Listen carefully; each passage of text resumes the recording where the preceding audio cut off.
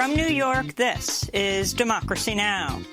You kind of frame narrative around disease outbreaks as something foreign, like an encroachment from outside that invades us, and kind of posits us as sort of these passive victims. But actually, and I think that really obscures the larger story, which is that there's a lot of human agency involved in how we're turning microbes into pathogenic and pandemic-causing pathogens. It's time to tell a new story about coronavirus. Our lives depend on it. As the United States shatters its record for COVID-19 and Texas and Florida report their highest death tolls of the pandemic, we'll speak with science investigative journalist Sonia Shah.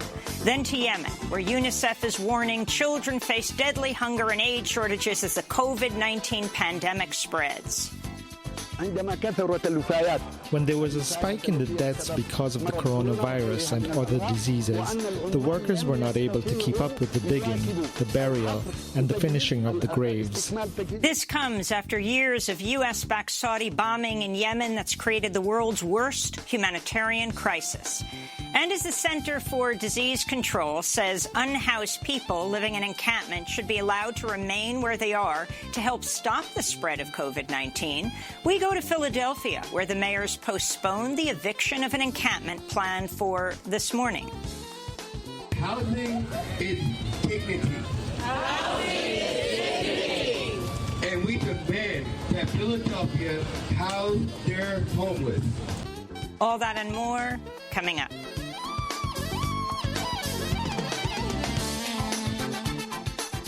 Welcome to Democracy Now!, democracynow.org, The Quarantine Report. I'm Amy Goodman.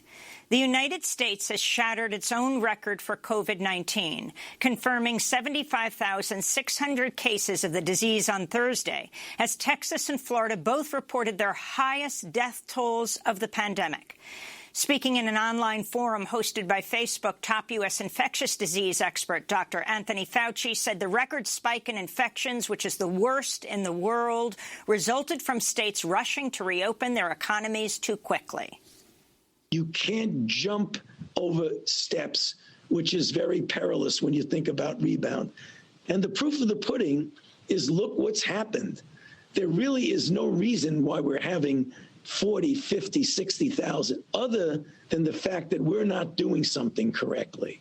Fauci was speaking with Facebook founder Mark Zuckerberg. Dr. Fauci said the U.S. economy will continue to suffer unless the virus is brought under control through simple measures like mask wearing, avoiding crowds, and practicing social distancing. In Colorado, Democratic Governor Jared Polis issued a statewide mask mandate Thursday, a week after refusing public health officials' pleas to require facial coverings in public. Arkansas Republican Governor Asa Hutchinson issued a similar mask mandate. In Georgia, Republican Governor Brian Kemp has filed a lawsuit seeking to overturn an Atlanta mask ordinance ordered by Mayor Keisha Lance Bottoms, who is at home sick with COVID. Meanwhile, Target and CVS became the latest major U.S. retailers to require masks nationwide. Mayor Barrows is home diagnosed with COVID, as is her husband and her child. In Detroit, Michigan police arrested 11 people Thursday as they blocked school buses in a nonviolent protest demanding the cancellation of in-person classes during the pandemic.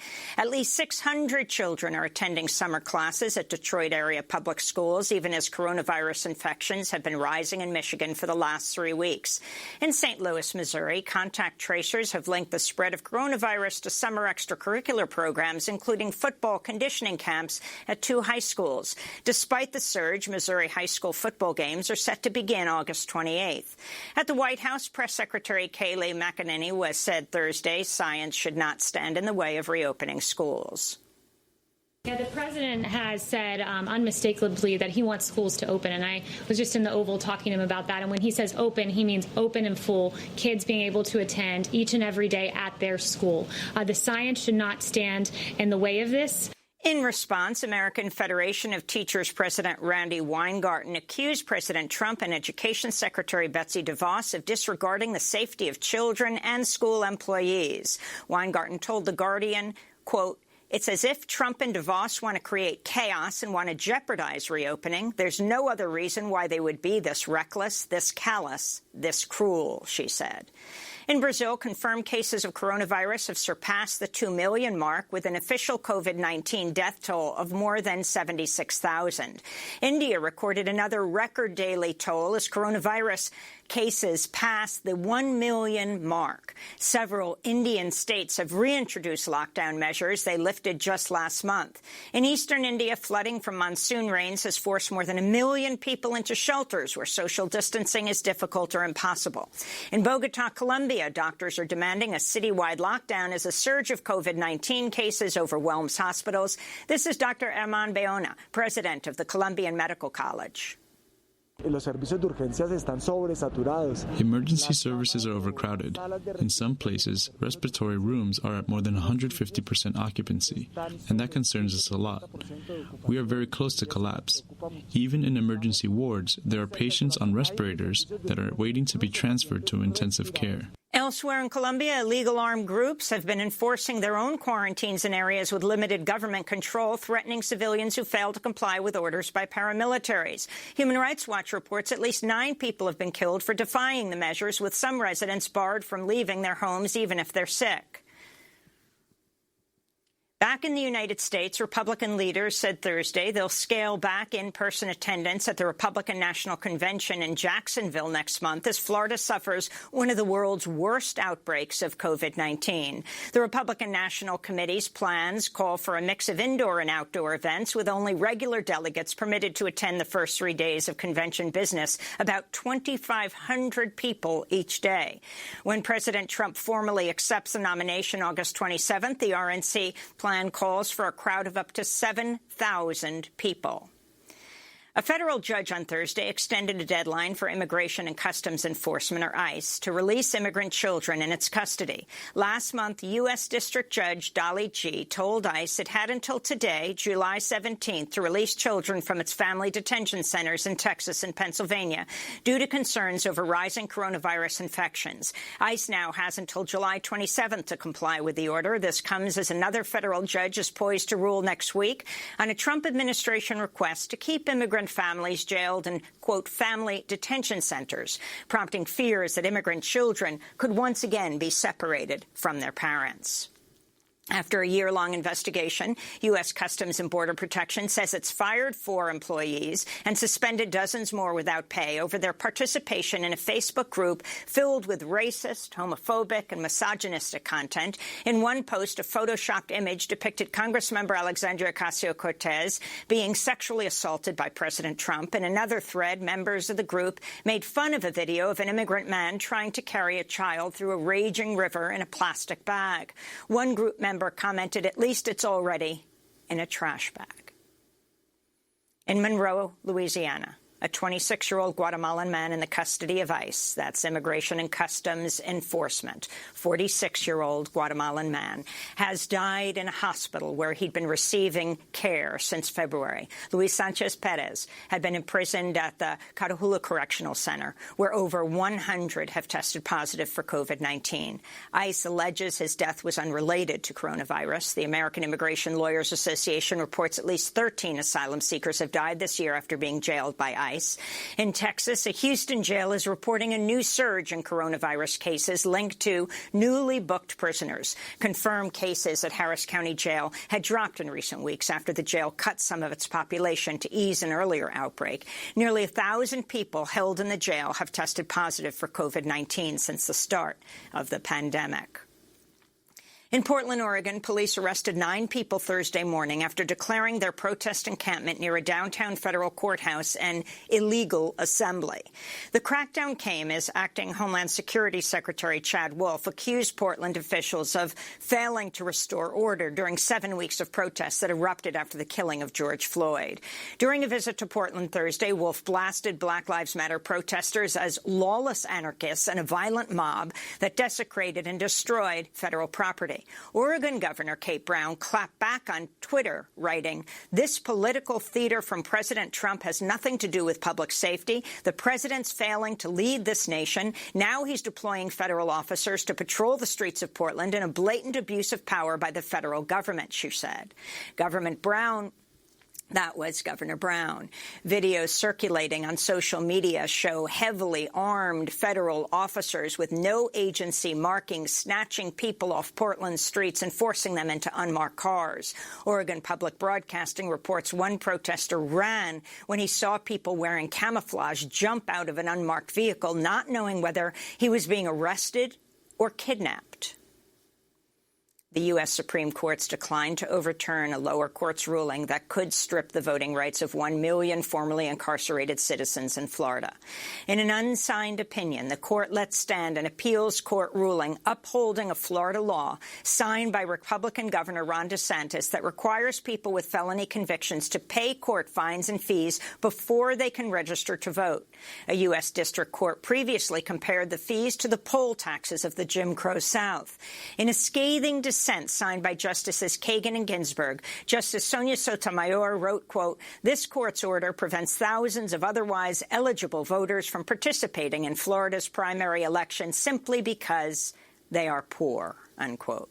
Here in New York, hundreds of immigrant protesters camped out overnight outside Amazon CEO Jeff Bezos' penthouse apartment on Fifth Avenue, calling for the passage of a New York state tax on billionaires.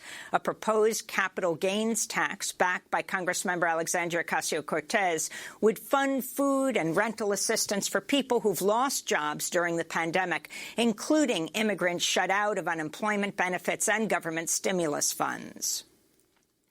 U.S., Canadian and British intelligence agencies on Thursday accused Russian hackers of stealing proprietary research on the development of vaccines for COVID-19. The National Security Agency blamed a Russian hacker group known as Cozy Bear that intelligence officials accused of hacking into Democratic Party servers during the 2016 presidential campaign. The hacking claim has raised fears of growing vaccine nationalism, with countries competing to become the first with a vaccine rather than sharing research data. Dr. Ali Khan, the dean of the College of Public Health at the University of Nebraska Medical Center, tweeted, quote, "I know the Russian government are the bad guys, but I don't see this as any different than stealing bread if you're starving. Make open source," Dr. Khan tweeted. Russia has denied the claims.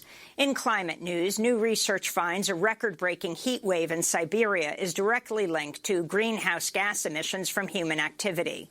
The study by the UK Met Office finds temperatures in Russia's Arctic this year were 5 degrees Celsius above historical averages. The report warns of the widespread melting of Siberia's permafrost and an explosion of populations of silk moths that have damaged forests, helping to spark massive Arctic wildfires. Meanwhile, the United States is heading into a record-breaking heat wave, with forecasters warning 9 out of 10 U.S. residents will experience high temperatures of 90 degrees Fahrenheit or more over the next week. Death Valley, California, reached 128 degrees Fahrenheit Sunday, just 1 degree shy of the highest temperature ever recorded anywhere on Earth.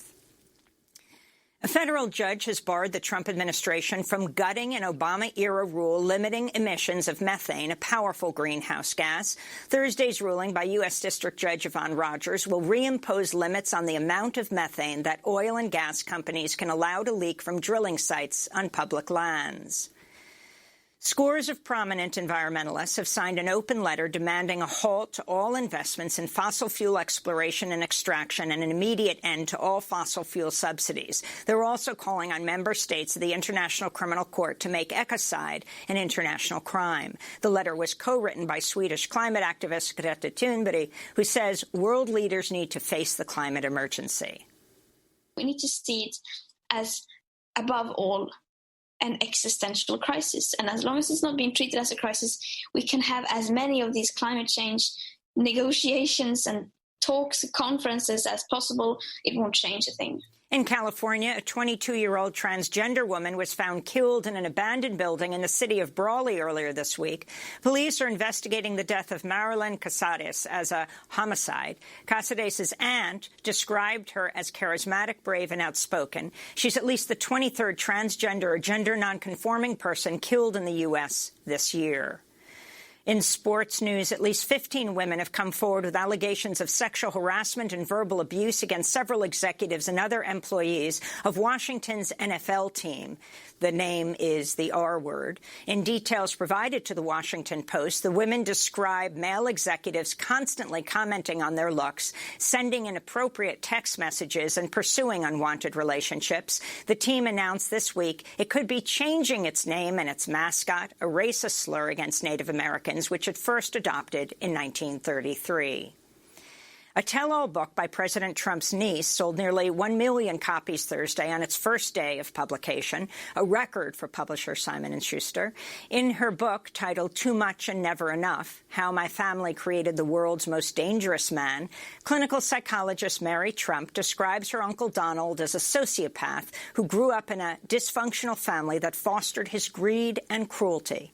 On Thursday, Mary Trump told MSNBC host Rachel Maddow she's heard her uncle repeatedly use racist language. Have you heard the president use the N-word? Yeah. And anti-Semitic slurs specifically?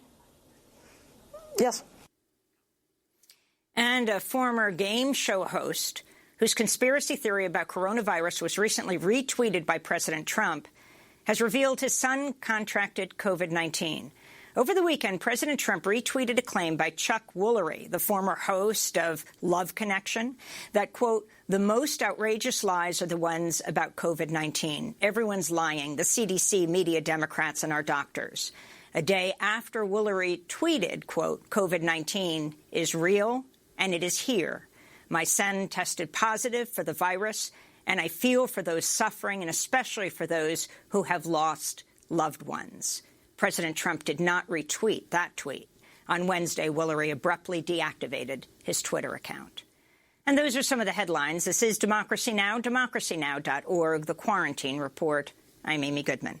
We begin today's show in Yemen, where UNICEF is warning children face deadly hunger and shortages as the COVID-19 pandemic spreads through a country that already faces the world's worst humanitarian crisis. This comes as medical workers say a U.S.-backed Saudi-led bombing raid on a residential neighborhood in northern Yemen Wednesday killed 25 civilians and critically injured 9 others. A local doctor treated several injured children. The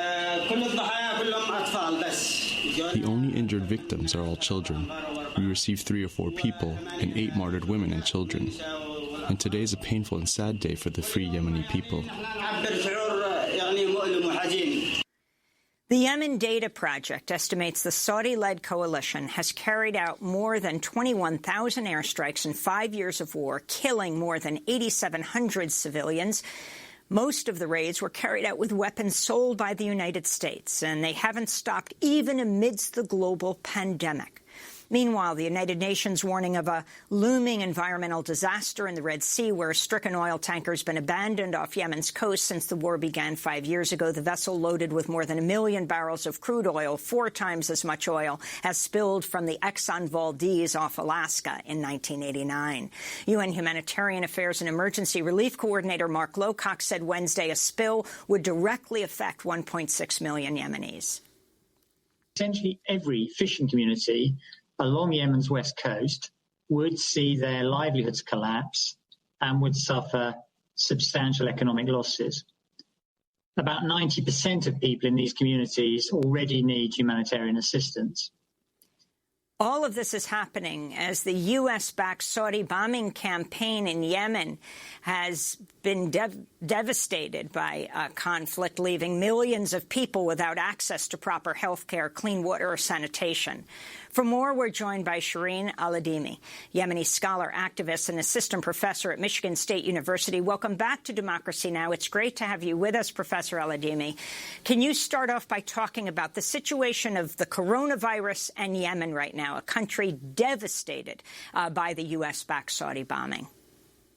Thank you for having me back. The situation, as you said, is dire. I know I've said this before, but every time I come on the show, it just seems to be getting worse. And the reason is because the war continues, the bombing continues, the blockade is still enforced. And so with coronavirus, initially there weren't a lot of cases. There weren't any recorded cases until April.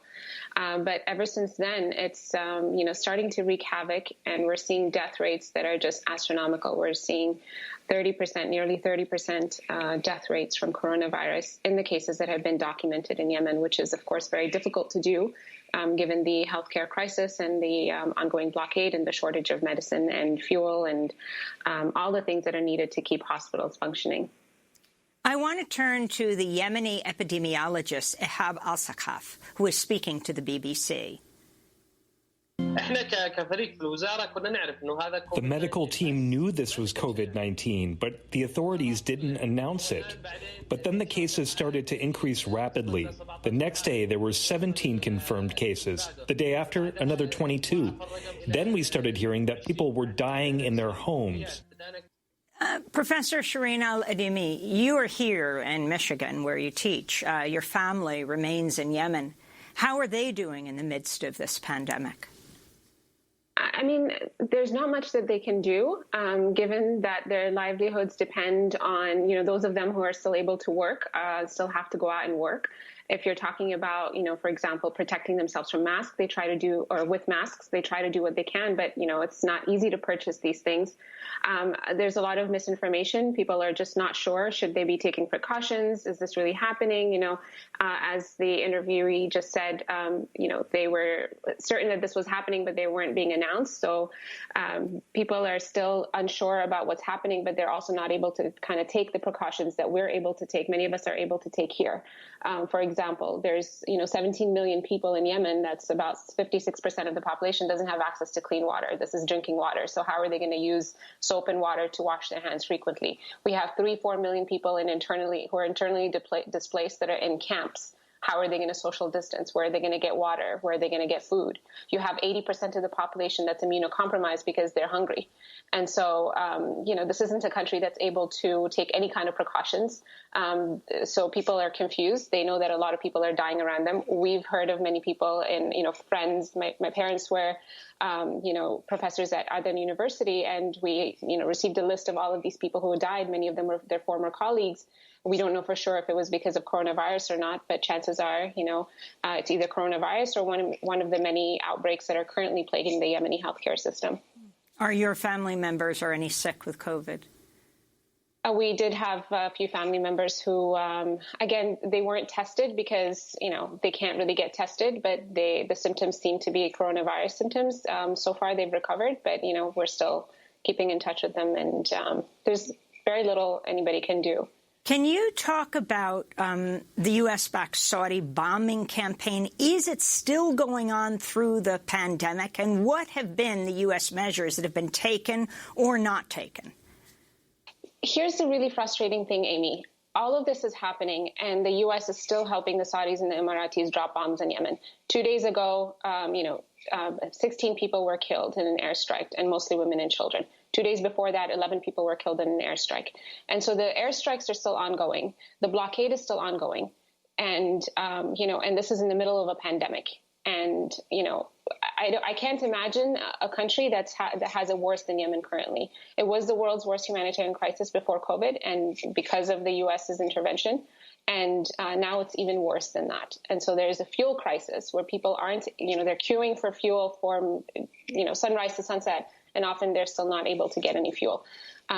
Those fuel, of course, is needed to run the generators, the water pumps, the ventilators, the very few hundred ventilators that remain in the country. And so this will be absolutely catastrophic. And it's all because of the root cause, which is this ongoing bombardment of Yemen and the ongoing blockade that's enforced by the Saudi-led coalition. So President Trump vetoed legislation last year, bipartisan legislation that sought to bring U.S. complicity in the war to an end. What do you think Congress should be doing right now? It took Congress 4 years to pass that legislation, which is frankly unacceptable, given that they all agreed that this was an unconstitutional war. This started, of course, with Obama and continued into the Trump presidency. And 4 years later, it was great that we had this bipartisan bill. It was vetoed, but the role of Congress shouldn't end right there. It was predicted that Trump was going to veto this. Of course, he has spoken publicly about the support. His support for the Saudi-led coalition because of all the contracts for the weapon, for the defense industry here. But Congress still has the authority to declare war. And I don't think that they should be giving up. We haven't had any kind of debate on Yemen for a year and a half since this bill was passed. And so I would urge them to introduce legislation that continues to challenge this. There are ways to introduce legislation that is veto-proof. And that's what they have to keep going. This can't be an issue that is discussed for a very short period of time and then forgotten about, because the suffering is just unbelievable. And we're going to have millions of people dead before I think anybody wants to do anything about it. And then it's going to be too late. There's been a lot of blame on migrants passing through Yemen, that they're bringing COVID-19 in, without discussing the devastation that the constant bombing of Yemen has caused such a destruction of the infrastructure. Absolutely. I mean, there is no infrastructure to speak of. Half the hospitals have been bombed. The other half are barely functioning at 10% capacity. The blockade is preventing important medicine from entering the country. There's a shortage of personnel. The health ministry hasn't been able to pay people for 2 years. And so people are volunteering in these hospitals. And, you know, like migrants, of course, they're the most vulnerable situation, because if you have to cross into Yemen to get to your destination, you know, that's a very awful thing to have to do. And before the war, of course, Yemen was home to many migrants, hundreds of thousands of migrants from East Africa, and vice versa. But the situation right now is dire for everybody, and we can't talk about these things in isolation. The root cause here is that Yemen is under occupation. It's under bombardment. It's under a blockade that's killing, a child every 10 minutes at least for the last 5 years from preventable illnesses like cholera, diphtheria, dengue fever. A child could die from, simple fever because there's no medicine to relieve that fever. Children are starving to death because there's no food, there's no water. And so, we really have to be talking about the root causes and not think about all of these as isolated incidents. And the problem of people already grappling with diphtheria, dengue, cholera in Yemen. Absolutely, and H1N1. And so there are 4 outbreaks that are currently, stressing the whatever remaining healthcare system is in Yemen. And now add on top of that coronavirus. And there's really no way to track it, to treat it, to, supply people with the kinds of medicines that they need. There's only 300 ventilators in the entire country of 30 million people. And so, what are people going to do? They just expect that they're going to die from whatever disease is going to come at them next. So your message to lawmakers here in the United States and to the world, Professor Aladimi? It's really time to take back responsibility and for people to be held accountable for this. This is Trump's war, and this is Congress's doing if they continue to stay silent while he is perpetuating this violence against Yemenis. And the countries like Canada or France or the UK or Germany, all of these countries are benefiting still from the sale of weapons to the Saudis and the Emiratis.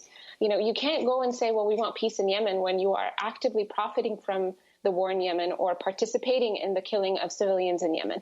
And so I think Yemenis feel like the international community has let them down, absolutely let them down. But it's really time to, stop blaming people who are occupied and think about the people who are occupying them and bombing them and starving them to death. And it's time to put an end to all of that. Shireen Aladimi, I want to thank you for being with us, Yemeni scholar, activist, assistant professor at Michigan State University in East Lansing.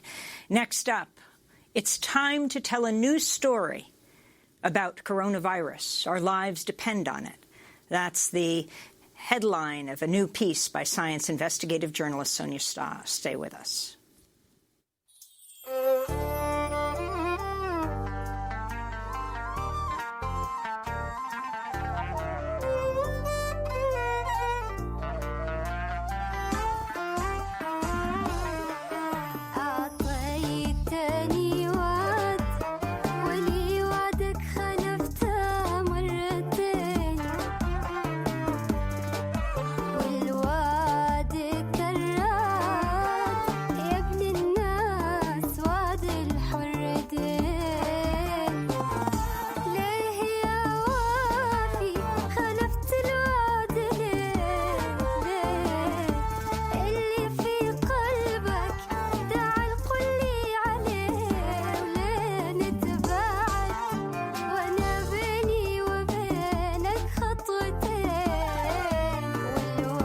Yemeni artists singing at home as part of the social media campaign #RemoteYemeniArt.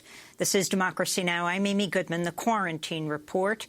The United States hit an all-time high of 75,600 new COVID cases Thursday, the largest number recorded in a single day since the pandemic began. And that number is expected to be much higher as it's increasingly difficult now to get tests across the country.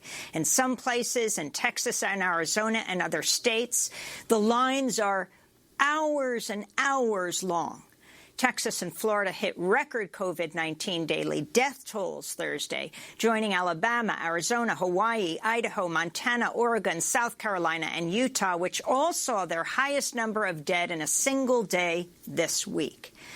As the U.S. spirals into a disaster that public health experts warn could get much worse in the fall, half of the states in the country have now issued mask mandates. But some Republican leaders are continuing to fight the basic public health measure. Georgia Governor Brian Kemp suspended local mask requirements this week and has sued the city of Atlanta and its mayor, Mayor Bottoms, for its mask mandate. President Trump has repeatedly refused to wear a mask, as he did when he landed in Atlanta this week. A University of Washington model predicts near universal mask wearing could save up to 28,000 lives in the U.S. before October 1st. Top U.S. infectious disease expert Dr. Anthony Fauci said Thursday the spike in coronavirus cases resulted from states rushing to reopen their economies, and that the economy will continue to suffer unless the virus is brought under control through simple measures like mask wearing, avoiding crowds, and practicing social distancing. Despite this, President Trump and Education Secretary Betsy DeVos are continuing to push schools to reopen in person in the fall. This is the White House press secretary speaking at the White House.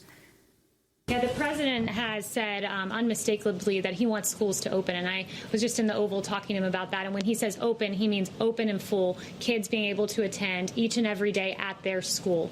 The science should not stand in the way of this. We're joined right now by Sonia Shah, investigative journalist and the author of Pandemic, Tracking Contagion from Cholera to Ebola and Beyond, and The Next Great Migration, The Beauty and Terror of Life on the Move. Her new piece for The Nation's headlined, "It's Time to Tell a New Story About Coronavirus. Our Lives Depend on It." Welcome back to Democracy Now!, Sonia Shah. What is that new story that must be told?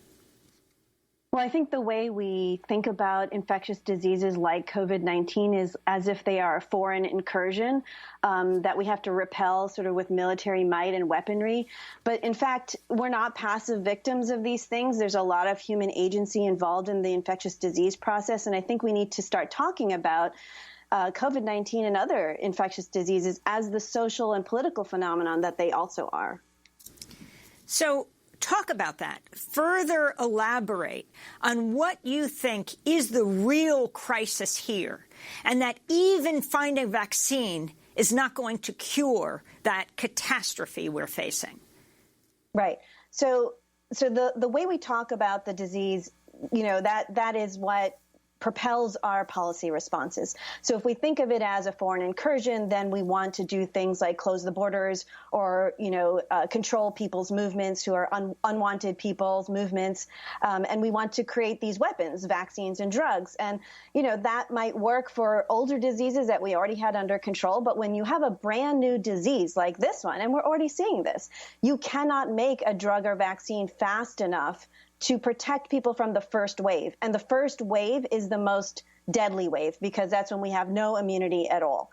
And we're seeing the effect of that now. Instead of spending, we should have been spending way more time and resources prioritizing collective actions, which we're having so much difficulty doing now, sort of after the fact, after we've had these huge outbreaks, we have so much virus around. Now we're trying to talk about, well, maybe we should wear masks. Maybe we should stay home. Maybe we should close restaurants. We should have been doing that early on. And I think if we had told a different story about this pathogen, that it is a social phenomenon, that it is within our ability to arrest its spread by changing our behavior through cooperative actions together, I think we might have been in a different place. Some might say that the best vaccine for the coronavirus is Medicare for all, is health care for all. Can you fit the disparities, the racial disparities in who lives and who dies, who gets sick and who doesn't, into that? Yeah, I think that's absolutely right. I mean, I think when we spend, if we look at where we're spending our resources as a nation, where we're spending our attention, it's very much into this market-driven, proprietary vaccine development and drug development. And that serves certain interests, of course. Those companies are going to, make a lot of money, get a lot of glory for creating a vaccine. And of course, the vaccine will help us if we actually ever get one. But the people who can wait for the vaccine have privileges, right? There's a lot of people who can't wait for a vaccine. We need to do collective actions and behavior changes now. And we need everyone on board. So we need to build that trust up again, and to think of this disease as something that is within our power. We are not the passive victims that we blame other people for, right? That they're bringing it to us and we need to keep them out, or we need to have weapons to destroy the microbes in their bodies. We need to think of it as something, all these microbes, they have no independent locomotion. They rely entirely on us to spread from one person to the next. So even if you have the introduction of a deadly pathogen in a community, and we've seen this over time historically, you may not have an epidemic if behaviors don't sustain it. So these are things that we have to, to rethink what our role is in the disease process. Sonia Shah, give us a history lesson. Take us back through the contagions from 1832, the cholera outbreak in 1832, and come to the present. So when cholera first emerged in the 1800s, it was like COVID-19 today. Brand new disease. No one had ever seen anything like it. It tore across the world. It started in South Asia, moved up into Europe, and then across into North America. And it was carried through contaminated water. People in New York, physicians, collected data showing very clearly that cholera was coming down the Hudson River, it was coming down the Erie Canal, and heading straight for New York City. But commercial interests at the time said, well, we cannot quarantine the waterways because that would be too disruptive to trade. And so public health interventions never included any quarantines of the waterways. So that was part of the resistance to controlling the disease. It was too costly to the economy. But the other part of it was that it wasn't the way they understood the disease. The way they understood diseases at that time was that contagious diseases were carried in the air, that these were carried by miasmas, these smelly clouds of gas, that if you inhaled them, that's what would make you sick. So rather than quarantining the waterways, people did things like string up sides of beef to soak up the cholera vapors, or they burned barrels of tar to repel the miasmas. In the city of London, people would install flush toilets, what they called water closets, not because they wanted to get rid of human waste and contain human waste, which was in fact contaminated with cholera, but because they wanted to get rid of the smells. And so since they didn't care about the contents of their privies and outhouses, they dumped all of that human waste into their drinking water, into the River Thames. And after every cholera outbreak, they actually installed more flush toilets to dump more human waste into the rivers and their drinking water rather than less. And so they probably made cholera a lot worse. And so we had these cholera outbreaks continuing for nearly a century over the 19th century, and thousands of people died, of course. And then talk about how society has dealt with, for example, Zika and Ebola, and how COVID-19 is different from those pandemics. Well, Zika and Ebola never really became full-on pandemics, of course, but as outbreaks, those are have been much more containable. But I think it's it's the same approach where we look for drugs and vaccines rather than looking at the deep root causes, which are, human driven. All of these things are coming out of wildlife and animals. All of these microbes live in animals and wildlife and are harmless in those environments.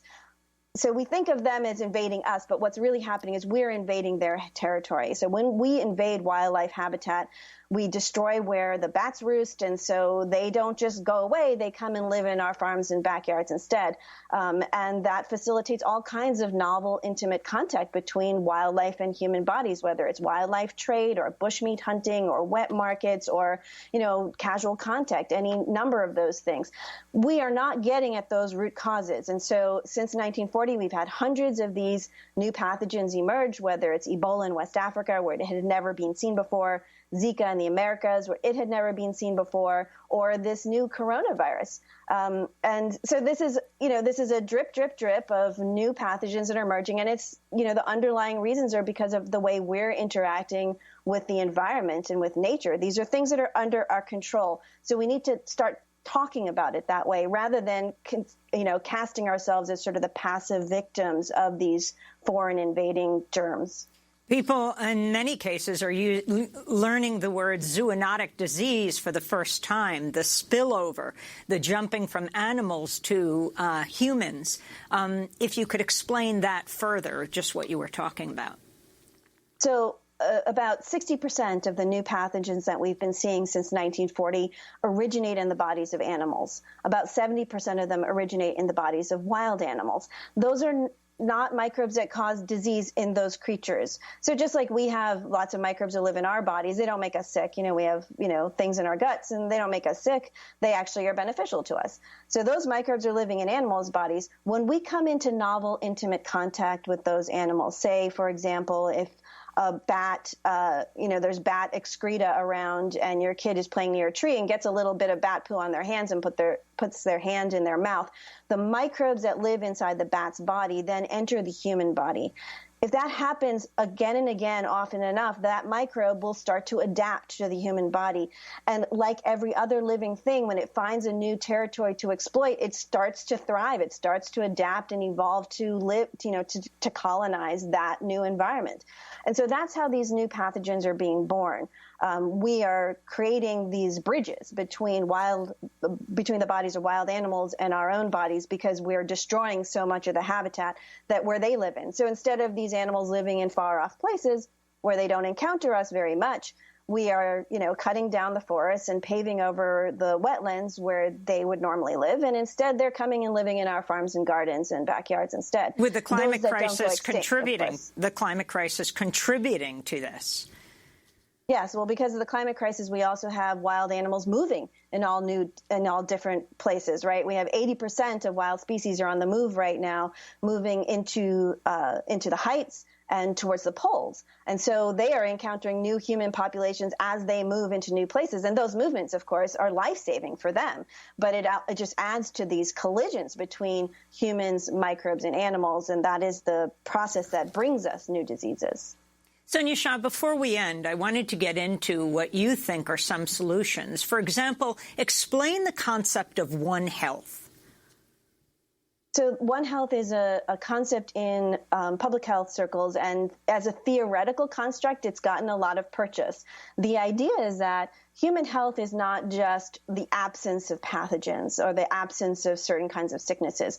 Human health is connected to the health of our livestock, the health of our wildlife, and the health of our ecosystems. And so if we think of human health that way, then it's not just an issue for biomedical experts. It's not just an issue for drug companies to come up with new medicines and new vaccines for us. What we have to do to create good health is to make sure that our livestock are healthy, to make sure that our wildlife is healthy, and to make sure our ecosystems are healthy. So that's the idea of One Health. And operationalized on a kind of a low level, there's a lot more we can do to make the One Health approach, more common. But it's starting, so it's there. And I think this is something that is a promise as we move into this new era. We're seeing a lot more of these emerging trends. In our headlines today, we covered the story of the UK, Canada, and the United States saying that Russia is trying to hack the vaccine research that's being done in different countries. I was wondering, and of course Russia is denying this, if you can talk about vaccine nationalism instead of sharing knowledge to cure the world. Countries are racing to be the first to make the vaccine and then get a monopoly on it. We just spoke to Dr. Ali Khan, who is a former CDC official and now dean of the school at University of Nebraska. And he just tweeted that if all of this were open source, then you wouldn't have the time spent on these accusations. Absolutely. I think he's absolutely right. It needs to be open source. And, and this goes back to the whole way we think about diseases as a problem of foreign invasion. It really lends itself to these nationalistic kind of enterprises. Think, well, we need to come up with our own thing to protect our people with our weapons instead of, but what we have already seen is the only thing that is helping in this last 6 months is international solidarity. It's the fact that we understand so much about the disease because scientists in China and Europe and elsewhere have been sharing data with people, with other scientists around the world. That's what is actually helping us understand how does this thing spread from one person to another? How much pathogen do you need to have an infectious dose? Do masks really work? Does hand washing really work? All of these things we're learning because of international solidarity across borders, these international scientific collaborations, which are really unheard of. It's unprecedented, the amount of, collaboration that's happening across borders right now. And that's what we need to support moving forward. This whole idea of a vaccine search that's funded through, taxpayer dollars to a large extent, and yet being capitalized and creating, that we're creating proprietary products instead, is going in the absolute wrong direction. There's a front page piece in the New York Times today. Unproven firm got $1.6 billion to find a cure for vaccine research. But this issue of where the money goes and where the money could be better spent makes me think about Jonas Salk, who refused to make the polio vaccine, let it be trademarked. He said it must be free to all.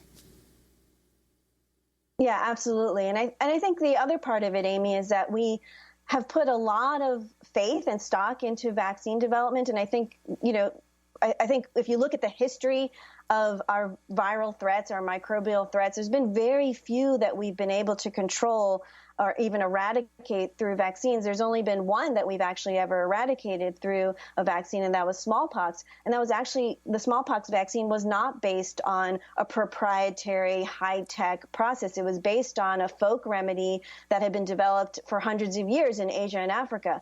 So, this idea that we can very rapidly produce this product and it's going to save us all, I think is a little bit exaggerated when you really consider the whole history of how vaccines have been able to control contagious diseases. And almost all the big diseases we've encountered in our history, whether it's cholera, malaria, tuberculosis, et cetera, it's been behavior change that has saved us from them. It's been housing reform and social reform, sanitary reform, clean water, all of those things, hard-won social changes that actually build us out of the contagious way of life. Sonia Shah, I want to thank you for being with us and end with the exact quote of Jonas Salk. He was asked by Ed Murrow, who owns this patent? Salk replied, well, the people, I would say. There is no patent. Could you patent the sun, he asked. Sonia Shah, science investigative journalist, author of Pandemic, Tracking Contagion from Cholera to Ebola and Beyond, as well as The Next Great Migration, The Beauty and Terror of Life on the Move. We'll link to your latest article published in The Nation. It's headlined, It's Time to Tell a New Story About Coronavirus. Our Lives Depend on It. When we come back, the Center for Disease Control says unhoused people living in encampments should be allowed to remain there, which will help stop the spread of COVID-19. We'll go to Philadelphia. Stay with us. When I count all my blessings, my heart still hurts for the world that I know. The world that I know. Sinking down under the water, slipping down under, drifting out into the water, missing out under. Tell me what is it you care for? Is there even a care at all? Praying for sense of direction, praying for love and protection. Sinking down under the water,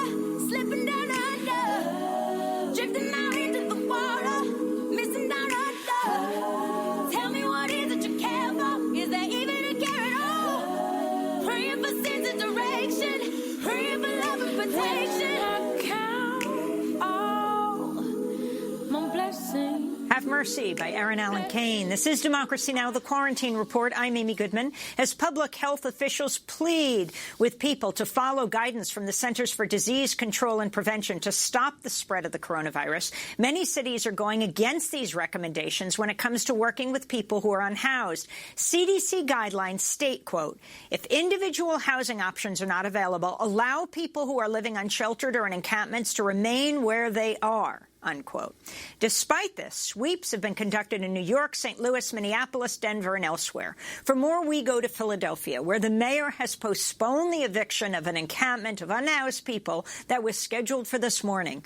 About right now, in fact. Philadelphia Mayor Jim Kenney said in a statement Thursday, the camp, quote, casts an important light on the racial inequities in our society that impact homelessness, and said he's committed to taking steps to provide affordable housing. For more, we're going to go to one of those encampments of unhoused people near the Benjamin Franklin Parkway and join Sterling Johnson, an organizer with Black and Brown Workers Cooperative in Philadelphia, spokesperson for Philadelphia Housing Action.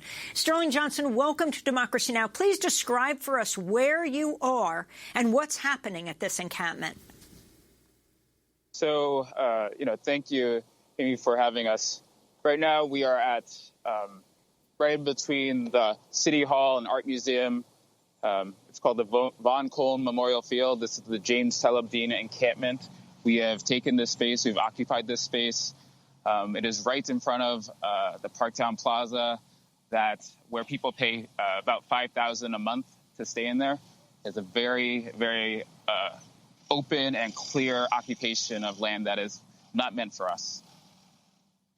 Talk about how it is that the encampment of unhoused people managed to get the mayor not to raid and take down this encampment today.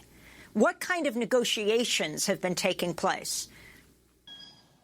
So just upon setting up tents, they did contact me specifically about negotiation. We had been in negotiations for a long period of time. We had 8 demands. The first demand was to transfer the vacant homes that the City of Philadelphia and the Housing Authority, the Philadelphia Housing Authority, own into a community land trust. They refused to talk to us about those issues. They raised many other issues that were important, but they refused to talk about those. They then, we decided that we would walk out, that we needed to have one conversation, and that was about permanent housing.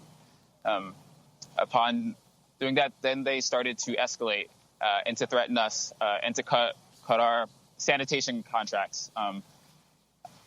We then engaged them again, and that is where we're at now. They have decided to come to the table with the actual mayor and the actual Housing Authority CEO to have a real conversation about permanent low-income housing. Last month, one of your fellow housing activists, Jennifer Benich, announced they were helping unhoused families occupy multiple homes. In this clip from an interview with Unicorn Riot, she describes who owns the homes. So we're over here right across the street from the $45 million Housing Authority headquarters where we just broke that news. And if you could look over here, these are all vacant public Housing Authority owned properties. Now, our Housing Authority, as I said earlier, is processing applications from 2010 and has stopped taking applications in 2013. But there are just vacant properties. This is 3 right here. There's 2 more down there at the end. All of these lots are also owned by the Housing Authority. That's Jennifer Benich. She's standing in front of all these closed homes, boarded up homes. Sterling, can you tell us what is the Philadelphia Housing Authority? How many homes does it own? How many are empty? So the Philadelphia Housing Authority is the largest housing provider in the city of Philadelphia. They have a wait list where nobody has moved. That has been closed since 2013. They are a group that has a history of malfeasance, has a history of corruption, of using money to make market rate housing. They have a history of blighting properties. They have a history of taking Black and brown homeowners' properties and giving them, dimes on for their properties. They have a history of also putting money into their headquarters, which is $45 million, and not really focusing on the people that are around them. The Philadelphia Housing Authority has about 5,000 vacant properties right now.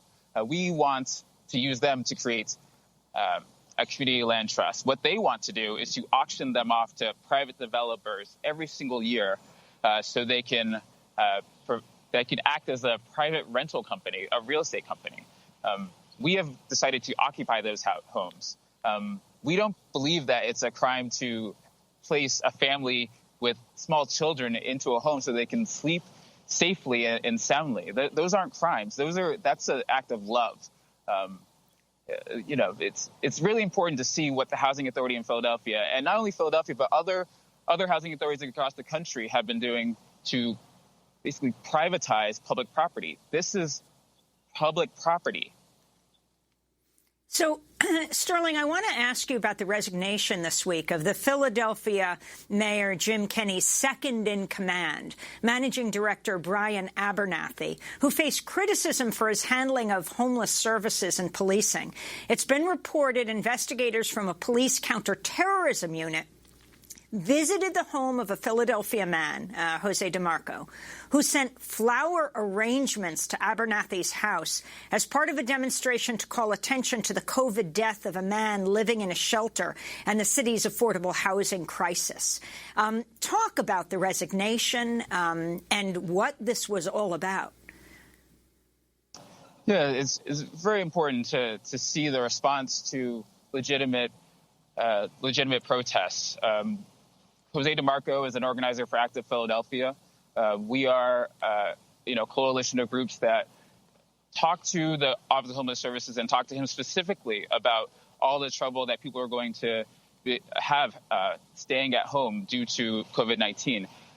They continued to increase the budget for the police. They continued to say that they were doing what they could for homeless services. We know that's not true when they cut the budget by $12 million. We have a call to defund the police and invest in housing, invest in the people that are here, don't take federal money that's supposed to go to people experiencing homelessness and give it to the police. That's a very simple ask.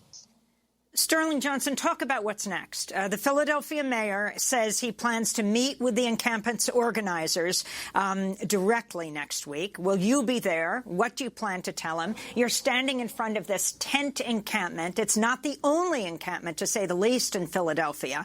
And will you also be able to meet with Kelvin Jeremiah, CEO of the Housing Authority? And we just have 30 seconds. Yes, they have both said that they will meet. Kenny and Jeremiah have said that they will meet with us. We will tell them that this is not for us. We are not the beneficiaries of this. We have a deep, deep love for everybody that is low and no income. We're not asking for affordable housing. We need housing for no-income people, for disabled people. I am a disabled person. We deserve every right to stay in this city and to live peacefully. And Sterling, how are you keeping safe? I see you've got a mask that you've pulled down just for this interview. How are folks staying safe in this last 10 seconds? Yes, we have regular testing. We have PPE. We have hand washing. We have hand sanitizer. We have a medic tent. We care about everybody in this community cares about each other. It might shock people to know the CDC recommendation is that unhoused people not be moved from encampments like yours. 5 seconds, Sterling. Of course, yes. And Philadelphia has rejected that, has told us that is one man's opinion. We have that on video. Sterling Johnson, I want to thank you for being with us, organizer with Black and Brown Workers Cooperative in Philadelphia, spokesperson for Philadelphia Housing Action. That does it for our show. Wear a mask, stay safe, and save lives. I'm Amy Goodman. Thanks for joining us.